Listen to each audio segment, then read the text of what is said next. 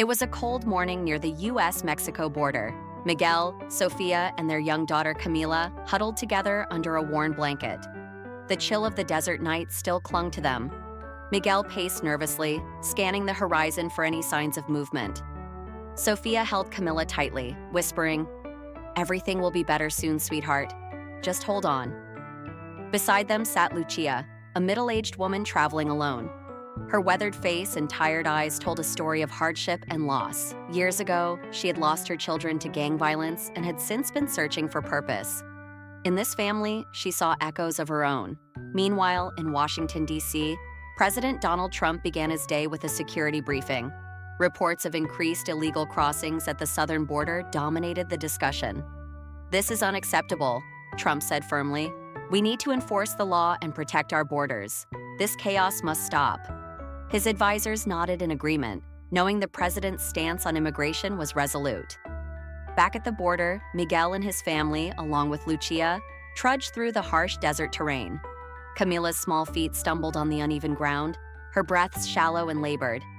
Lucia reached out to steady her, offering a reassuring smile. "You're strong, mi niña. Just a little farther," she said softly. Miguel clenched his fists, determined to press on despite the danger. Suddenly, the distant hum of an engine broke the silence. A border patrol vehicle appeared on the horizon, kicking up dust as it approached. Miguel froze, shielding his family with his arms. "Stay calm," Lucia whispered urgently. "Running will only make things worse." The vehicle stopped, and two stern-faced officers stepped out. "Hands up," one barked. Trembling, the group complied, raising their hands as fear gripped them. Among the officers was Ethan, a young recruit new to the force.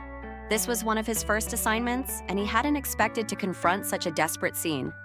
His eyes were drawn to Camila, clinging to her mother, tears streaming down her cheeks. Ethan hesitated, his instincts clashing with his orders. "Ethan, stick to protocol," his senior officer snapped. Reluctantly, Ethan helped escort the family into the vehicle. The family was taken to a detention center, a stark facility filled with metal partitions and concrete walls. Sofia clutched Camila tightly, murmuring reassurances. Miguel stood silently in a corner, his face etched with worry. Lucia, separated from the family, sat alone in another section, her gaze fixed on the cold floor. Ethan couldn't shake the image of Camila's tear-streaked face. Watching her sit quietly with a worn teddy bear, he felt an ache of guilt and confusion. Later that day, President Trump was briefed about the detention center. "A family and a woman were apprehended at the border," one advisor explained. "Perhaps a visit to the facility could highlight your administration's efforts." Trump, ever strategic, agreed. "Let's show the public that we're taking action," he said. Trump arrived at the facility, his usual confident demeanor faltering slightly as he walked past rows of crying children and distressed families. The sound of muffled sobs echoed through the sterile, fluorescent-lit rooms. As he turned a corner, his gaze fell on Camila, clutching her teddy bear. Sofia stood nearby, pleading with an officer for water for her daughter. Trump stopped abruptly. "What's the situation here?" he asked sharply. Ethan stepped forward, explaining, "This family fled violence, but they crossed illegally." Trump studied the group in silence. His eyes lingered on Camila, her small frame trembling against her mother's chest. "The law is the law," he said, his voice firm but quieter now. "But sometimes, laws alone don't solve everything." Trump moved toward Lucia's section. She looked up, her eyes filled with tears. "I've lost everything. My children, my home. I just wanted to help them," she said, gesturing toward Miguel's family. Trump listened intently, his face unreadable. Finally, he turned to his advisors.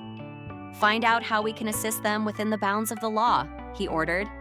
Over the next few days, Trump personally oversaw efforts to help the family and Lucia. He directed his team to connect them with legal aid organizations and ensured that Camila received medical care for dehydration. Ethan, unable to stay detached, brought water and snacks to the family, earning Sofia's grateful smile. Lucia, in preparation for her asylum hearing, shared her story with a lawyer. Tears streamed down her face as she recounted her loss. "Helping them was my way of keeping my children's memory alive," she said. The lawyer assured her that her courage would not go unnoticed. Miguel found work through a local organization, and Sofia began volunteering to help other immigrant families. Camila started school, quickly becoming a favorite among her classmates. Ethan continued to visit the family, feeling a sense of duty beyond his badge. One afternoon, Trump visited the family's temporary shelter. Camila greeted him at the door, holding a brand new teddy bear he had sent. "Thank you," she said shyly. Trump knelt down and replied, "You're very brave, Camila. This is just the beginning of something better." At their asylum hearing, Lucia and the family presented their case. The judge granted them temporary legal status, marking the first step toward a stable future. The courtroom was filled with a sense of hope and relief. In a televised interview, Trump reflected on the experience. "Immigration is complex," he admitted. "We must enforce our laws, but we cannot forget the humanity behind the numbers. This family reminded me of that balance." The story concludes with the family thriving in their new community. Lucia became an advocate for other immigrants, and Ethan found renewed purpose in his role. Trump, reflecting on the journey, saw it as a testament to the possibility of blending compassion with order.